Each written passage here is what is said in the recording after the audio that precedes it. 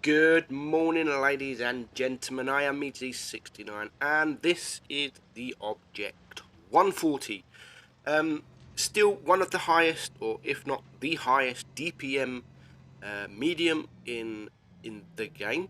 5.2 seconds reload, but the Mastercom here is running calibrated shells, so his reload is 5.6. So we have 3 replays for you today.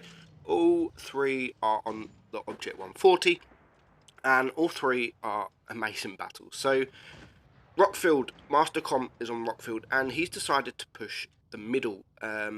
He has shots on the right. You got the IS-8 there. You got another IS-8, and then he's got shots on the left as well. However, he's been spotted.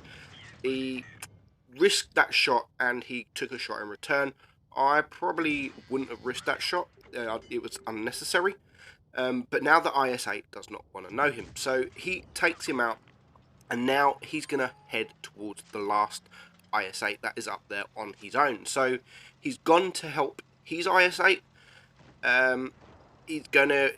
when it's 2 tanks against 1, his IS-8 will probably manage to take out this IS-8.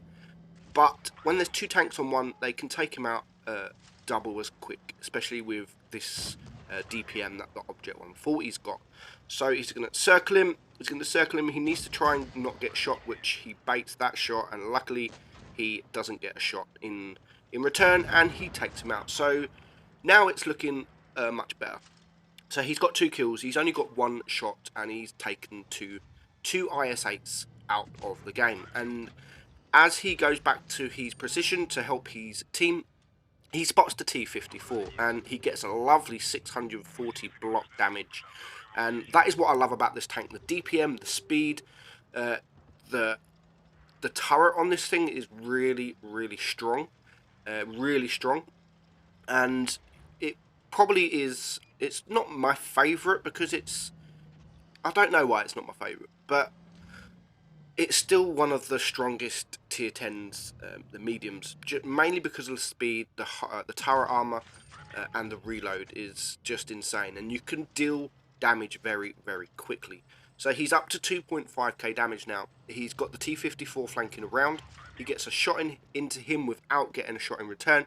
He's going to wait till he reloads, and again, he's going to get a shot in. So he gets the bounce. He's up to the 3k damage now. He's got a high roll, but he does not high roll. It's 3 against 4, and again, he gets another bounce from the T-54. So far, he's taken out 3 tanks, and he's only been shot once. He's only took 1 lot of damage, which is around 400. So he's had some good trade-offs. He's had some great trade-offs. He hasn't used much of his hit points, and now he gets the side of an Object 268. He does get spotted, which is a shame. There is now 2 against 3, a Death Star versus 3 TDs. So even though the 3 TDs have big guns, it's good for an Object 140 because if they miss, he can shoot them like 3 times before they can reload again. Especially the Death Star, he can shoot nearly 4 times before they reload. Now this guy, the Waffle, go help the 183. He's done a good job. The 183 is held as well. He's done a good job, and he put it down to a 2 versus 2. But there is a Death Star that's now gone, and he one-shots that Death Star. So that is the thing about Death Stars. Even though you're an 1100 HP, you could take a shot, but not when it's Hesh and not when they high roll. So it's now Mastercom versus a Death Star and an Object 268. So he's up to 1800 block damage. He's got 4000 damage for himself, and he's in a good position. The Object 268 thinks he's in a good position, but he clearly isn't. And again, he gets a lovely bounce, and that was a nice shot to take him out, which is good because if that would have penned, he would have potentially been a one-shot for the Death Star. But as it is, he can take a shot. Unless the Death Star can hesh him for a high roll, he can take a shot. So, and in that meantime, while the Death Star's reloading, he can do pretty much whatever he wants. He can out-DPM him completely. We see that the Death Star was pretty much full health, so he still needs to be careful because he is full health. If he was on around 1000 hit points, then you can just rush him and hopefully bait a shot, miss a shot, but he's not. So he is 4 hit points, so he does need to be careful. But now he knows exactly where he is, and he's going to get a shot in. And again, he doesn't take a shot in return. He's going to try and bait the shot. You can see him trying to bait the shot, and there it is. The Death Star has shot, and this is where Mastercom is going to make his move. That's exactly what he wanted. He rushes in, and now there is literally nothing the Death Star can do. That is the thing with the Death Star. Everyone used to say that Death Star's too OP and needs to get taken out.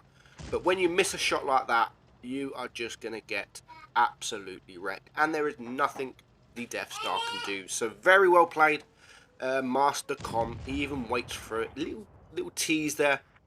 2,400 blocked damage, and he finished with 6.4k damage. 5 kills, 6k credits, 1,678 base XP. So it's a pretty easy battle.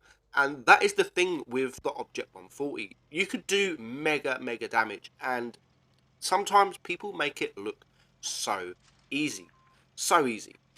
Now, Captain Robert, we have now in the Object 140 again, and he's pushed, it's Himmelsdorf, and he's pushed to right, and he's playing quite aggressive. He's using the ridgeline for protection. He hasn't gone far right, which is a good move, because he is the only medium, and the enemy have got 2 mediums. So his team are coming to help him, which is quite a surprise actually, because there is only 1 medium.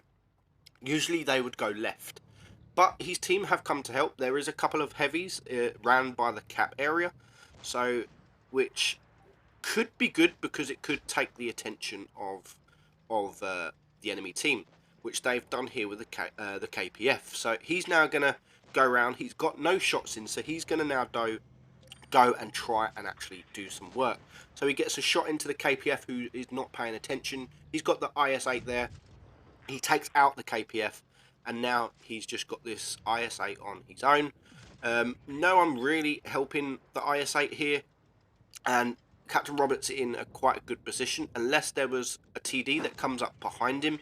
But currently he's in a great position. He's got the tank in front of him, the dead tank in front of him, and he's got this hill to his left protecting him. So he's only taken 1 shot so far, and he's going to get rid of the IS-8. So that is his 2nd kill. So it's now 4 against 5. However, there's still 3 big TDs, and one of them, which is there, is the Death Star. There's a grill player who's a very good player as well, so he does still need to be careful. It's 4 against 5, and it's easily losable. He can easily lose this battle. We've got the T-54 now. Again, takes a shot in the T-54 without taking any damage in return. Doesn't manage to get that shot. He hits that fence. But this is what you do in the Object 140. You can easily trade damage with any tank out there. But when you do it early, you need to do it late on. Save your hit points. And then late on in the game, like now, it's 3 versus 5. He's going to go and help this Jaegeru, get some nice bounce. It was 2 versus 5. He manages to take out the E50M.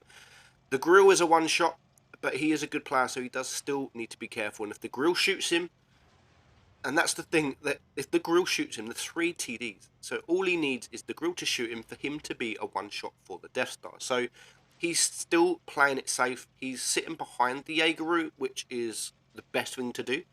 Or either that or go around the other side. So there's one either way. But he's sticking with his Jaegeru.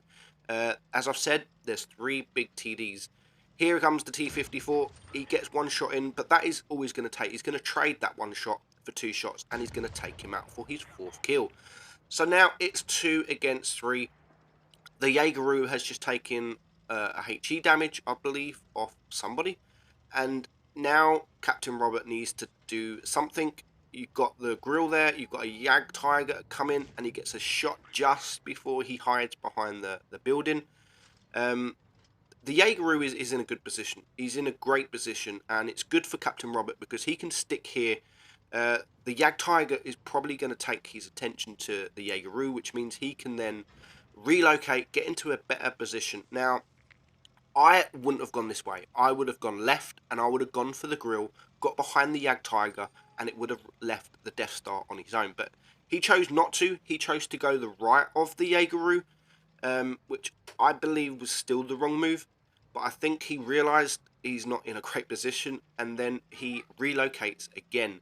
So, but all this time, while he's relocating, the enemy are getting closer. And here comes the Jaegeru, and this is what I mean, sitting behind, here comes the Jagdtiger, sorry. And this is what I mean, he's sitting behind that Jaegeru, he's using the Jaegeru as cover, and he manages to take out the Jagdtiger. The grill takes out the Jaegeru, but because of that, he manages to take out the grill. So he's on 6 kills now, 3.7k damage, and all that remains is the Death Star. So, just like the first battle, he can potentially take a shot. And if he baits a shot, then that is game over for the Death Star. And he's going to risk it. He's going to risk it. He can take a shot unless it's HE, and he takes that shot, but it's not HE. Leaves him on 400 HP. But that means he can poke forward. He can get around him.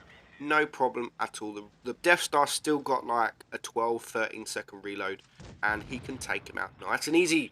So he gets 7 kills, 5.2k damage, all 7 kills, 28,000 credit earned, and 1,570 XP. Very well played, Captain Robert. And last up we have Hughes. I believe it's Hughes. I can't really pronounce his name. Hughes or Huey's, but we're going to call him Hugh. Let's call him Hugh. And again, it is a rock field, and this time he's decided to push left. There's 2 mediums on one team, and 1 medium and a light tank on the other team. And this is the most well-known spot probably for a medium. Just behind this bush, get a spot in the team that come around, and already the back chat has been spotted, but he did get spotted.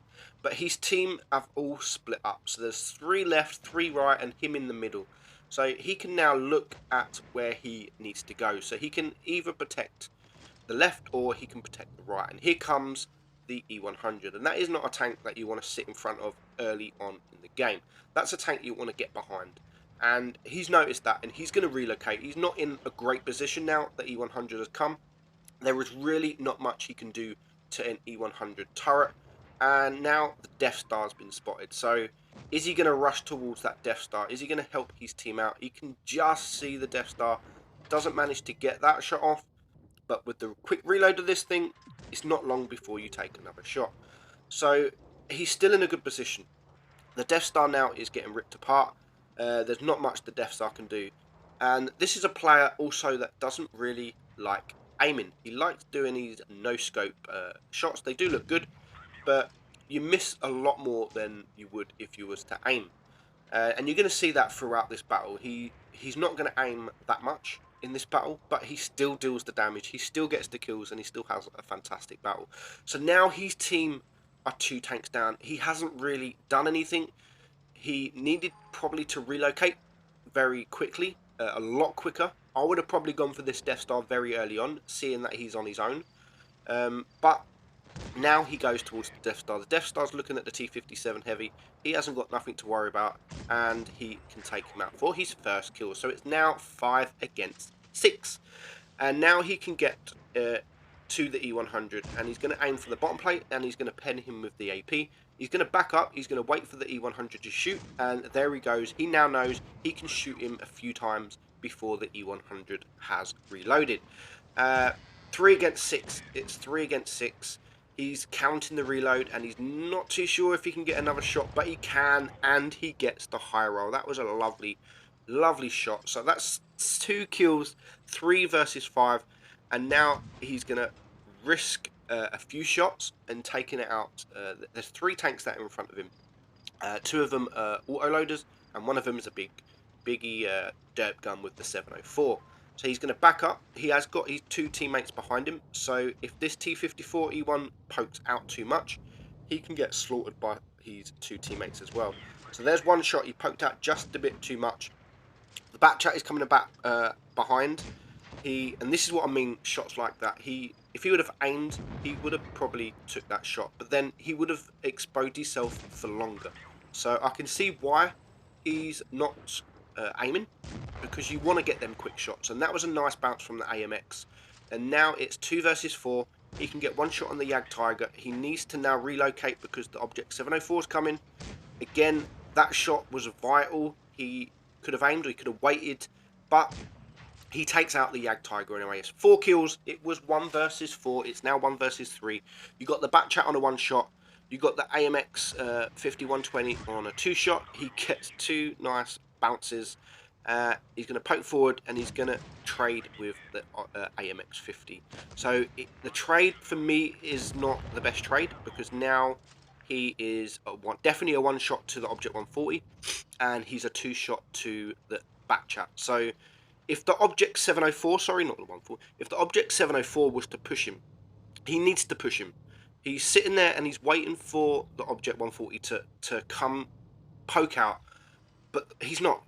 He knows, Hugh knows where that Object 704 was, and for me, the Object 704 should have pushed him earlier. He shouldn't be waiting, because now he's pushed.